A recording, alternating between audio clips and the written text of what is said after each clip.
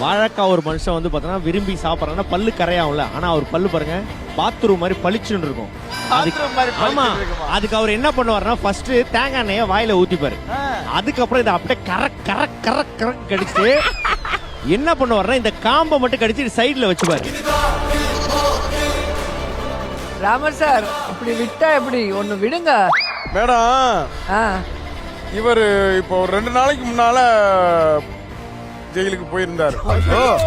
அப்புறம் எதுக்காக? அவங்க சொந்தக்காரங்க ஒருத்தங்க ஜெயில இருந்தாங்க. மனு போட்டு பார்க்க போயிருந்தாரு. அன்னைக்கு சரியான கூட்டம். இவர் பாக்குறதுக்கு லேட் ஆயிடுச்சு. சாயந்தரம் 6 மணி ஆயிடுச்சு.